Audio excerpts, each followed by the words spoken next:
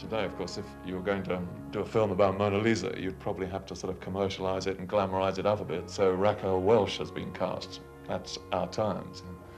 So we want a sexy Mona Lisa. And if here, John Wayne swaps his 6-gun for a paintbrush to play Leonardo da Vinci out west in burnt sienna. I mean, if people in 100 years look at that picture, they'll know something about our attitudes toward life today. Welcome to the Louvre.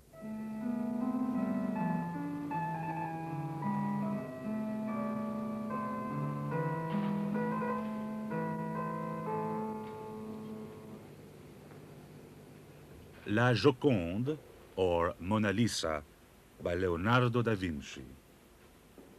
Painted on a thin poplar panel, a woman is seated, her finely drawn hands resting on the armrest of her chair.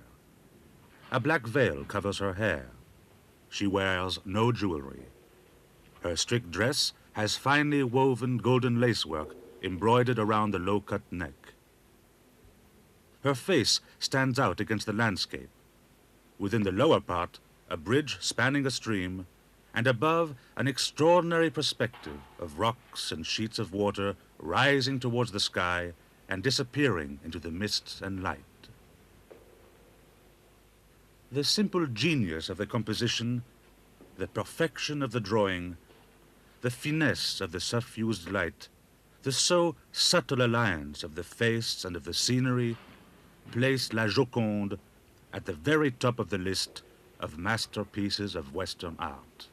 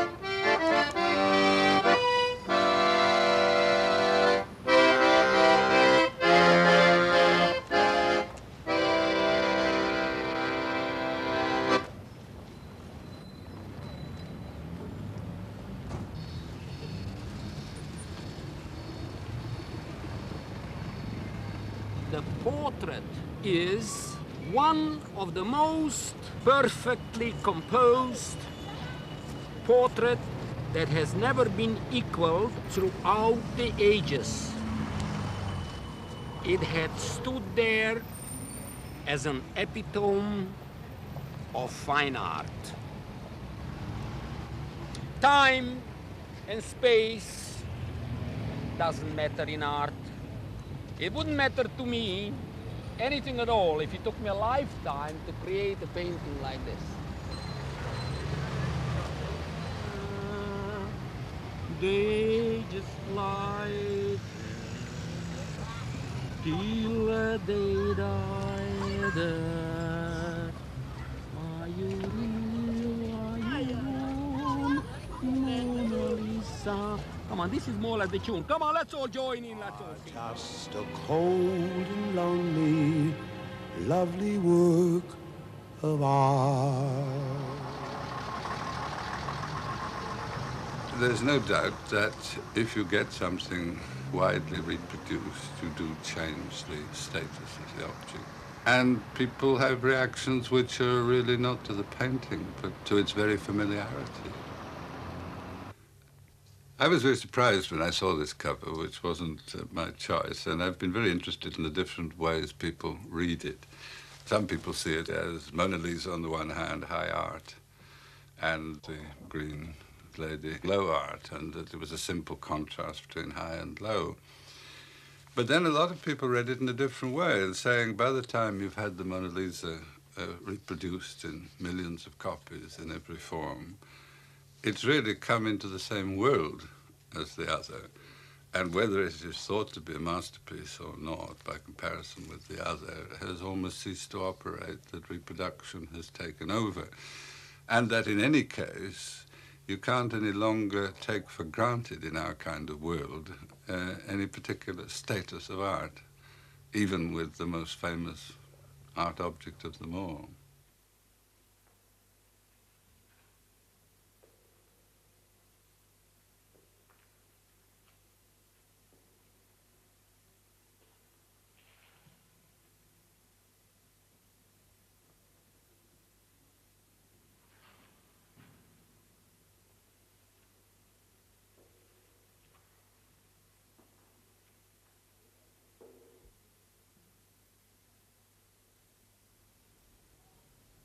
Years in the same position. It's never been moved.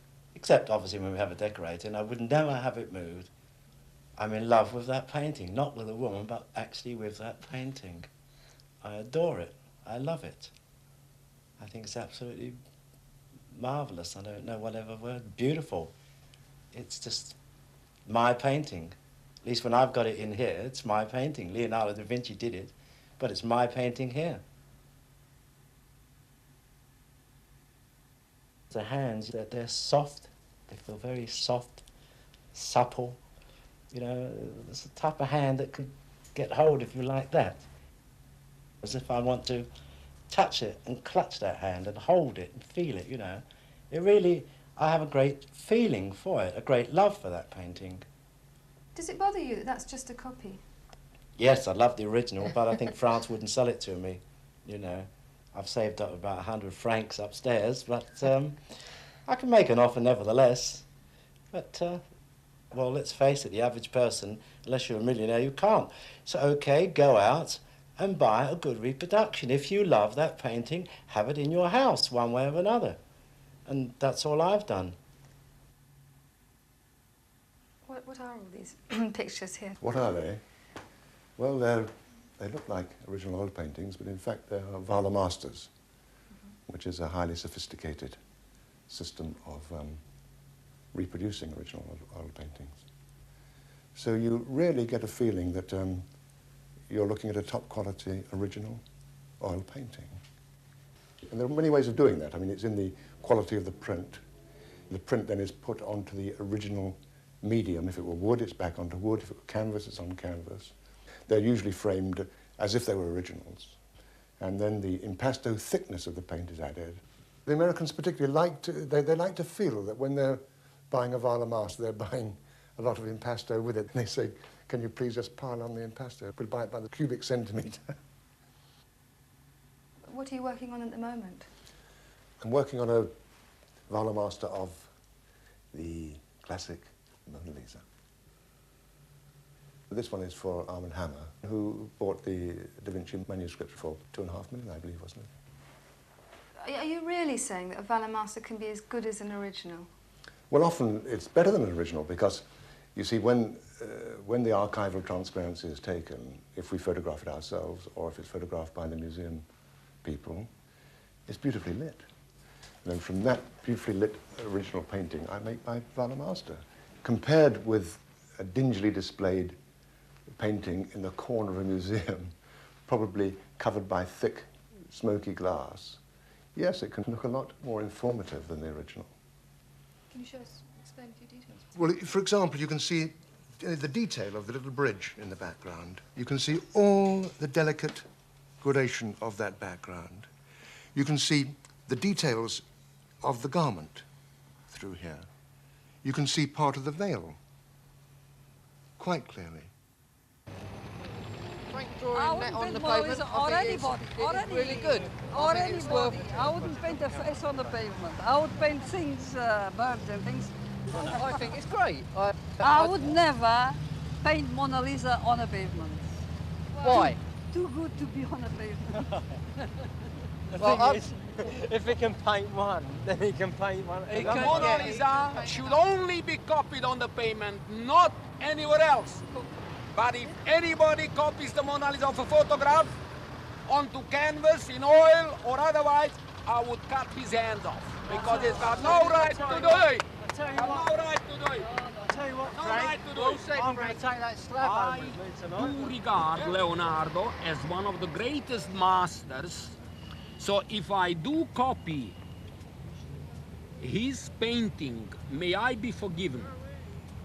But I only copy it onto the footpath, onto a pavement, which I am fully aware of it, that either the rain or the footsteps of the unaware passers-by will delete it anyway.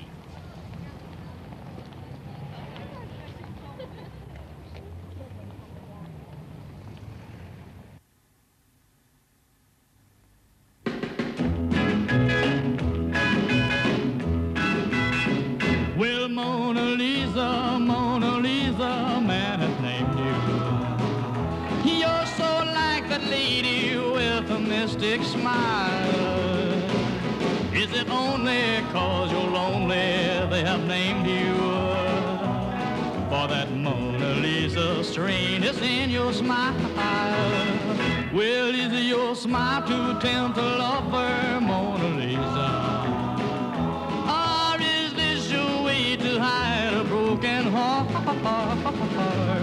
Many dreams have been brought to your doorstep. They just lie there and they die there. Do you actually like the image, the Mona Lisa itself? I'm not sure. I don't really feel strongly about it at all. It's not because of any peculiar attraction to the image that I collected.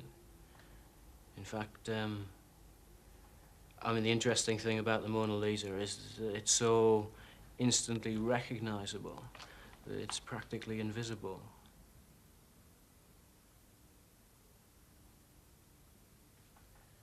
Well, what I mean is that Mona Lisa is not a painting anymore. It's a cultural construct. It's a whole collection of ideas and associations that are quite deeply embedded in the culture now.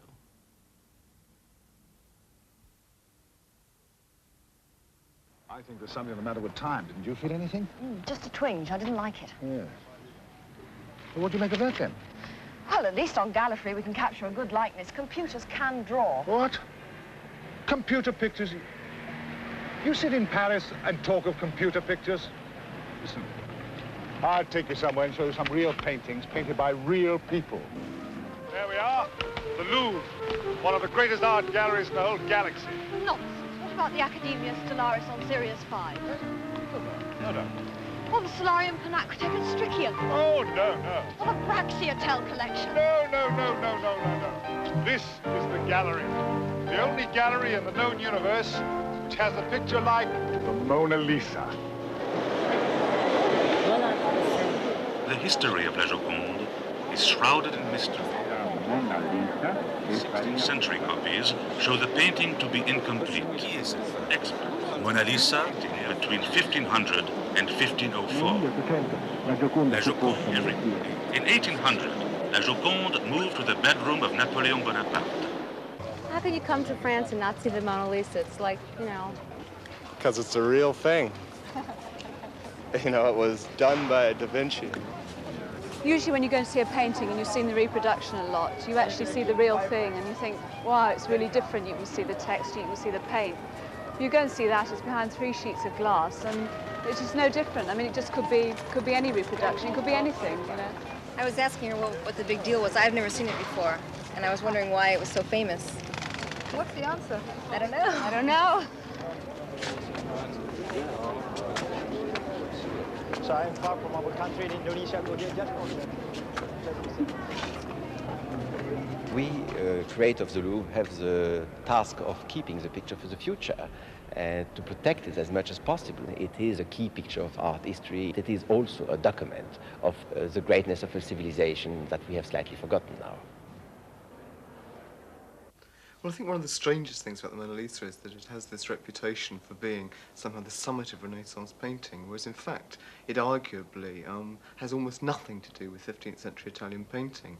And if you think of Leonardo's own earlier portraits, where a sitter like Ginevra de' Benci is related to her own social role, she is identified in the portrait itself by the juniper tree in front of which she sits. Her name, Ginevra, is a juniper. We get the identity of the sitter in a very straightforward sense. Now, the Mona Lisa isn't a portrait in that sense at all. It wasn't painted for a particular social function, as far as we know, and it certainly doesn't tell us anything about her social role, about her social standing. It does, however, in the very complexity of the construction of the picture, suggest the personality, the psychology, the inner life of the sitter of the portrait. There are many stories about Mona Lisa. Yeah. There is a story that Leonardo da Vinci, who painted, of course, just created that lady. And well, out of his mind. Yeah. There is also a story that a married man asked him to paint his wife, and he loved it so much and he didn't give it to the husband. Who is this woman? Mona Lisa, or Lady Lisa, born in Florence in 1479, daughter of Antonio Mario di Noldo Gerardini, nicknamed La Gioconda? Is she Constanza d'Avallo, Duchess of Francavilla, widow of Federico del Bazzo, or Isabella d'Este? Was she a noblewoman, a peasant, a widow, a Madonna, a courtesan, his mother, Da Vinci's mistress, his boyfriend, or an idealization of womanhood itself? In short, the model is still a mystery.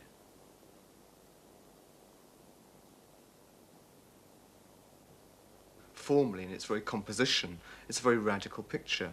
The most immediate sense of strangeness one feels about it can be explained quite easily, because if you look at the background, you can see that the horizon, in fact, doesn't meet in the middle at all. One half of the horizon is about 2 inches above the other side of the horizon. And in terms of our positioning in relation to the picture, that places us at one moment dead in front of her, at another moment we're suspended in mid-air about 100 yards above the top of her head. And that gives a very curious sense of vertigo, literally a sense of vertigo. And it's that physical sensation of not knowing our position in relation to the space which the picture constructs that contributes very largely, I think, to the magic, the supposed magic of the picture. At the same time, in the very composition of her features, we can see that one eye is strangely out of alignment, like the landscape, with the other one. At the same time, her mouth, one corner of her mouth seems to be peculiarly out of alignment with the side of her head which it should line up against. The Mona Lisa does actually have a peculiar and explicable fascination, a fascination which is not unlike the power of a dream. Freud describes one of the functions of a dream as its ability to bring together experiences which are separate in time into a single, condensed space, as it were. And it's that strange, dreamlike state which is the effect of the Mona Lisa, which is, after all, its most enduring experience. The presence that rose thus so strangely beside the waters is expressive of what, in the ways of 1,000 years, men had come to desire. She is older than the rocks among which she sits. Like the vampire, she has been dead many times and learned the secrets of the grave. Walter Pater, 1869. De Sade called her the essence of femininity. Freud called her smile the evocation of the smile of the mother. Théophile Gautier said she attracts you irresistibly and intoxicates you, while Bernard Berenson called her watchful and sly.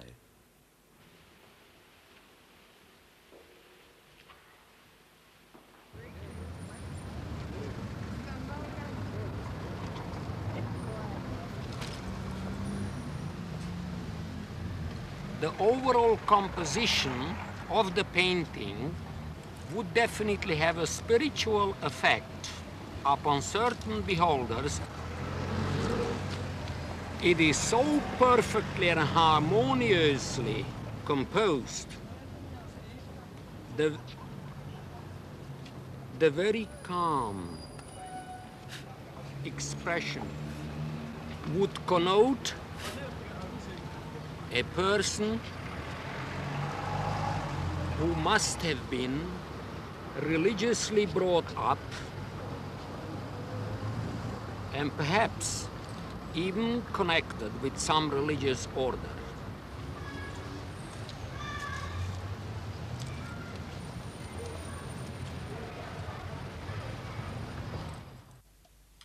I think the first time I met the Mona Lisa, I was about 12. And at that time, of course, I thought Mona Lisa was just another funny Italian name for the Madonna. It wasn't till I was 15 or 16 that once I was in rather a stew, I think, in the school hall. I don't know what had happened. And I suddenly saw her looking at me with those eyes and that rather quizzical smile over the heads of all the other children. And she seemed to be saying, "You are making a fuss about nothing. There are things that are worth making a fuss about. This isn't one of them. You're very young. I'm quite young too, you can see from my skin, but I was born knowing all these things, and I know that these things are not important." And I felt very soothed. So when I went up to college, I think my friends got rather tired of hearing me talking about the Mona Lisa, and they didn't really like her very much. But when I was 21, they all clubbed together and they bought me this picture, which was 1931, and I've had her ever since. Do you take her wherever Yes, you go? she's been everywhere with me. She was evacuated into Yorkshire. She lived up in West Hartlepool. Now she's come down to London. And she always has the same effect on me. I think she's timeless, quite timeless. I think she says as much as she did in Leonardo da Vinci's day, and she'll always say as much.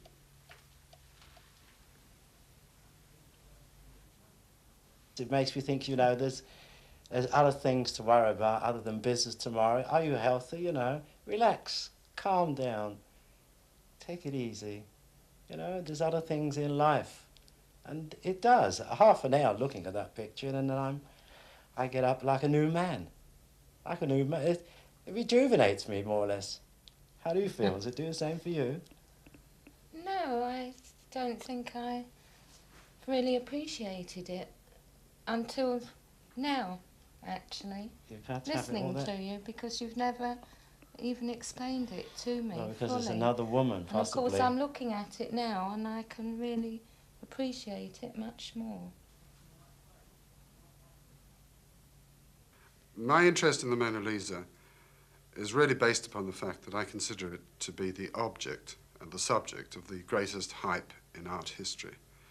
It always was a hype. The mythology of the Mona Lisa has always accrued and accrued. It's gathered round it like dirt gathers round a small fragment in an oyster in order to create a huge pearl. That huge pearl eventually becomes the most valuable pearl in the world, just as the Mona Lisa has become the most valuable picture in the world. It demonstrates quite conclusively, and more conclusively almost than any other art object in the history of art, the way in which generation after generation of millions of people can be conned and hyped and bludgeoned and convinced into aghast admiration of something which in the present day situation they can barely see even if they go to the Louvre to look at it. Also, I mean, it's even suggested that the one that they do finally get a look at in the Louvre may even be a copy. Well, I mean, there is not the slightest chance that the good Mona Lisa, the only one painted by Leonardo, is this one. And I mean, we have proofs, the most different proofs, the types of proof, making it absolutely impossible that the real Mona Lisa is not the one which is just behind me now. It's absolutely certain that it is the good one. I mean, it's not possible that you've got the real one in the vaults for security. No. No, you are seeing the real one. You are seeing the real one. What is the human need to actually see an original? Why does it matter? Well, I mean, it gives to the people looking at the picture the feeling to be part of it. There is a sort of direct link between the visitor and the work of art. And this link, by the fact that still the artist is slightly present, has a sort of power, and which is part of the greatness of works of art. I don't think works of art are dead in a certain way. They are still alive slightly. And now, for our British customer, we would like to welcome the most mysterious, the most enigmatic woman of all time. You will see on here a living picture of Mona Lisa in the luggage department of our stores. The famous Mona Lisa will come to life before your eyes thanks to a new audiovisual systems, a new form of communication.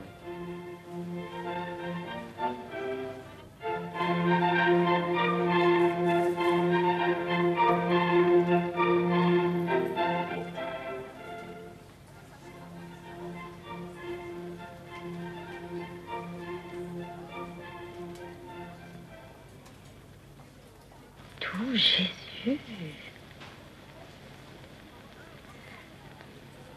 Pour ceux qui ne me connaissent pas, je m'appelle Mona Lisa. Cela va sans dire. Et cela va encore mieux en le disant, n'est-ce pas? Je suis modèle de profession.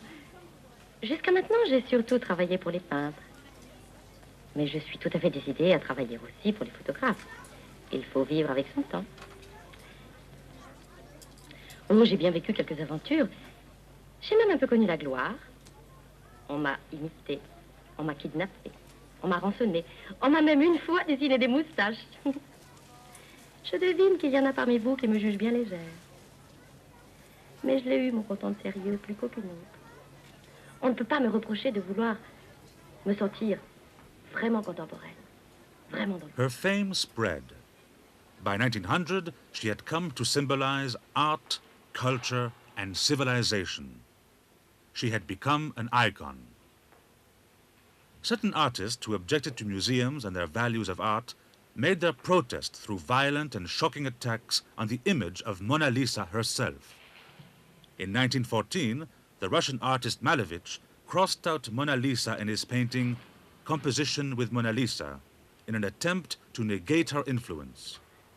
In 1919, Marcel Duchamp created a celebrated scandal when he painted a moustache on a reproduction of Mona Lisa and added the obscene caption, Elle a chaud au cul, she has a hot behind.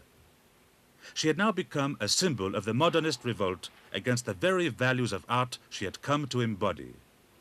Since then, the image of Mona Lisa has been appropriated again and again and used in countless ways, from pop songs to advertising.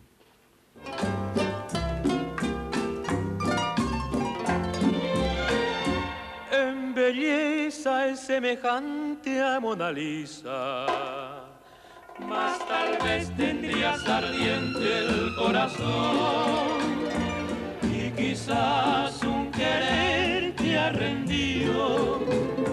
Mona Lisa, Mona Lisa, pues yo nunca saberlo he podido. Si en tu sonrisa hay desdén o hay amor. It's a Micromeson scanner. That's right.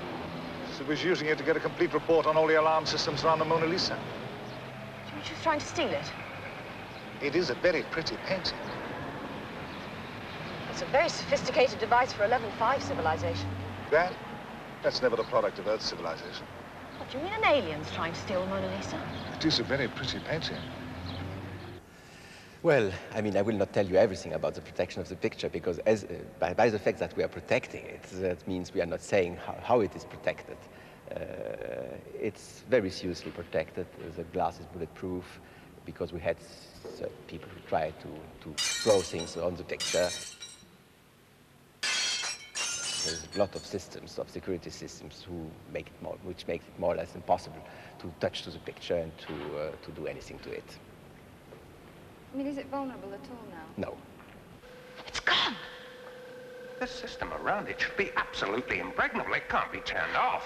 Someone seems to have managed it somehow. August 22nd, 1911. Vincenzo Perugia, an Italian workman, walked into the empty Salon Carré at the Louvre, calmly took down the Mona Lisa and removed it from its frame. He placed the panel of poplar under his overall, walked down the spiral staircase, slipping out with his prize across the courtyard and out into the neighboring Seine quay. The unimaginable had happened. Rumors abounded. Even Picasso and Apollinaire were suspects. Paris was in mourning. Thousands came to gaze at the empty space where she had hung. Some left wreaths. It was said she had been abducted by a man obsessed. Meanwhile, at 5 Rue de l'Hôpital Saint-Louis, in Perugia's squalid bedroom in this Paris rooming house, Mona Lisa lay hidden in a false-bottom suitcase for 2 years. Vincenzo Perugia, the man who stole her, claimed he had acted as a patriot. He was returning Italy's most beautiful treasure to its rightful home. There is more, and there always has been much, much more, to the story and the background of the theft of the Mona Lisa than this official account. One of the most frequent theories, often used by people who have written stories about the Mona Lisa, is that it was taken away and it was copied. Several copies were made. Those copies were sold to important obsessional collectors who would then put it in secret vaults and get their jollies off, really, on owning the Mona Lisa, and nobody knew it. And then it was returned, as it were, by way of Perugia. That's one theory.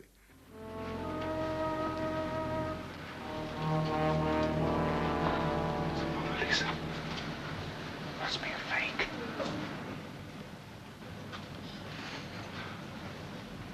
I don't know what's hanging in the Louvre, but this is the genuine article.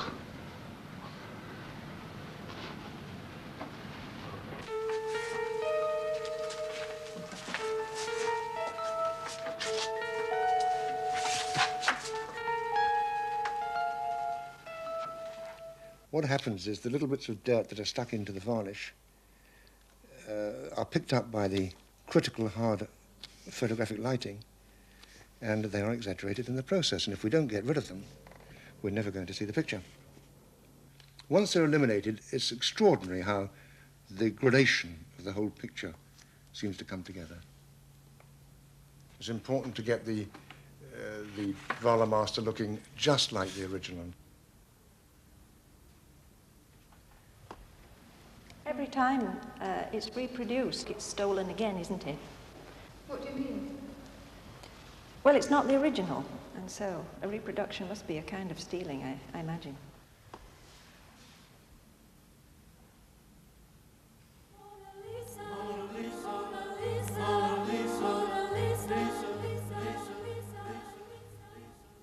I was looking for ways of putting over the points of view of the artist I was working for. And I'd noticed over the years I had been working for them that they, from time to time, the Mona Lisa kept appearing in their pictures. So I thought it would just be great to do a show where all the pictures were about the Mona Lisa. This one, of course, he's put some of the greats. Sitting down here, there's Dali, of course, and Rembrandt. Da Vinci himself, you'll notice he's going to play this game with his stick and his knee bandages on. And Andy Warhol here. And Mucha, Alphonse Mucha, yeah. And then the back row, you got the Laughing Cavalier, a little bit of fun, Mystery Woman here. And this guy's Eddie Hapgood, who played for Arsenal in 1949. So, and then the Magritte image, of course the Mona Lisa, and me as the referee.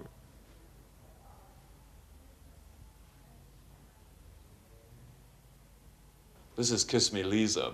Of course, he's put me in here, and it's almost like the whole exhibition was my flirtation with the Mona Lisa.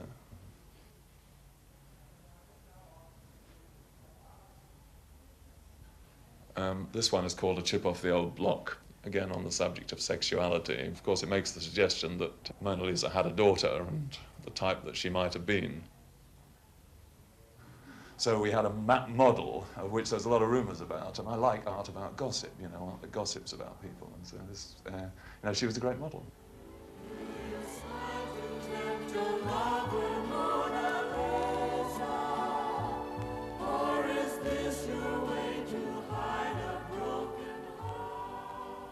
Some people have said that reproduction is a form of theft, really. You know, it steals from the image. The image is public property. I mean, the image, the whole institution, Mona Lisa, is a public institution. Yeah, I mean, I'm not stealing from anybody because I'm part owner of that institution. And in fact, anybody who gets involved with that institution is contributing rather than detracting. This is my product.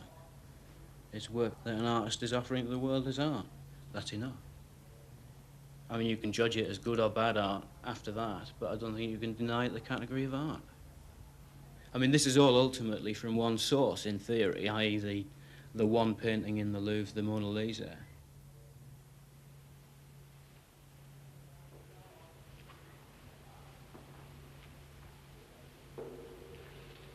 My husband told me in the winter mornings when he was alone with her. The room was not very clear, but there was something mysterious, and he thought, I am the happiest man. I am alone with Mona Lisa. That's wonderful.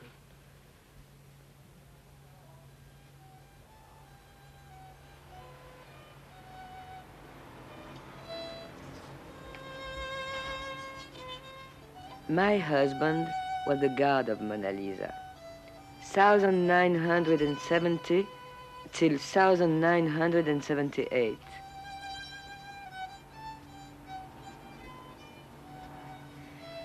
Every day he came home and told me stories about his impressions of Mona Lisa. And I painted them in my series, Garden Mona Lisa, 81 paintings.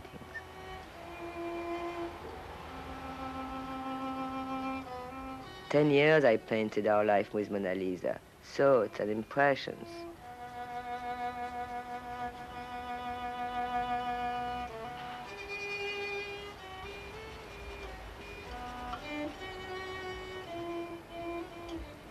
This is Mona Lisa at a party, and her guard is inviting her. It represents life, because we can compare life with a party. It's quickly finished. Mona Lisa as child. When she was a child, she had a little doll. It was a guard. It was her favorite toy. This picture is called The Guard Becomes Mona Lisa, or Mona Lisa Becomes the Guard.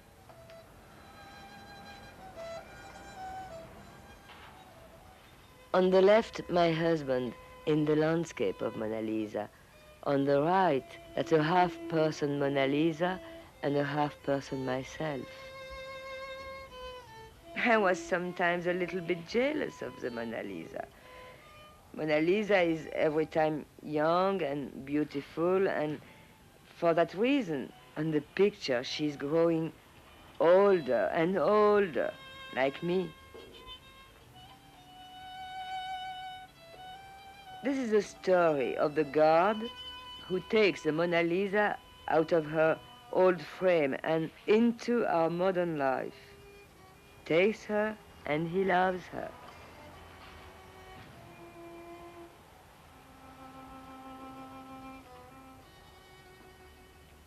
Obsession. He is looking for the mysteries in her head, in her existence.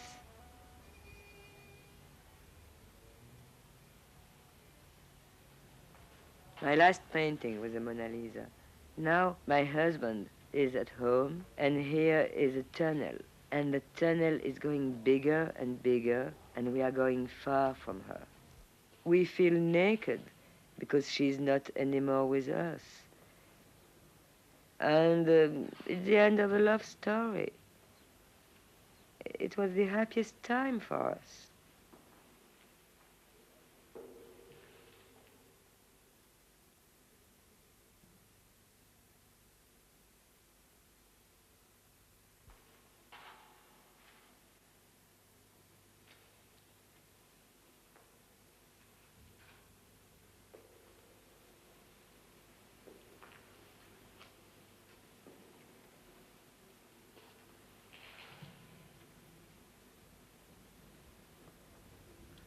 La Joconde has been the prized possession of kings and emperors.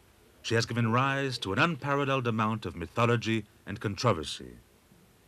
Many have loved and desired La Joconde as if she were a woman rather than a painting.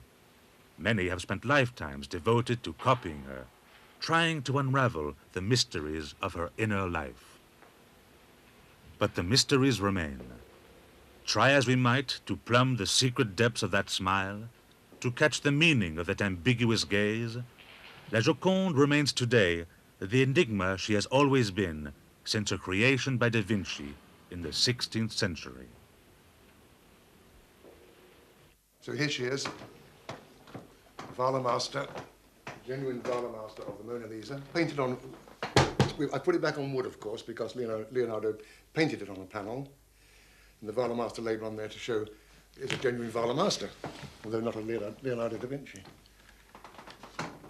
So there she is in all her beauty, the lovely Mona Lisa. And we've retained, as I promised, all the detail and gradation in the shadows, all the highlight detail,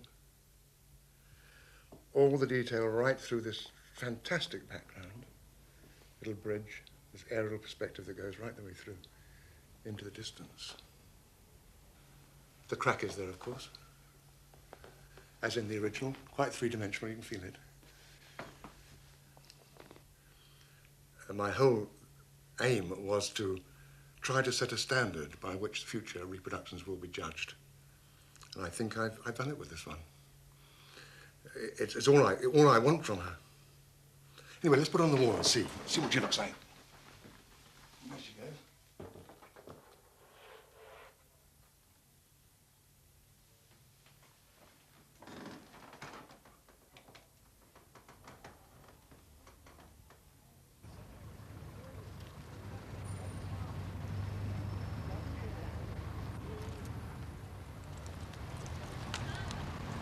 Takes me longer to sort out all my colors than to actually do it. So long as I gotta have everything ready and I'm not too sure I got all the colors. Yeah, it doesn't matter.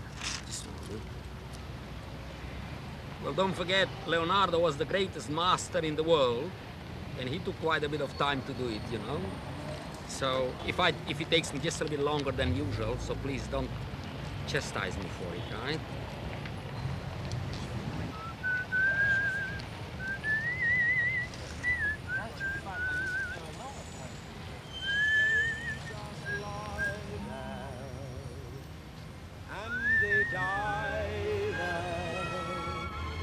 Are you warm? Are you real? Mona Lisa are just a cold and lonely, lovely work of art.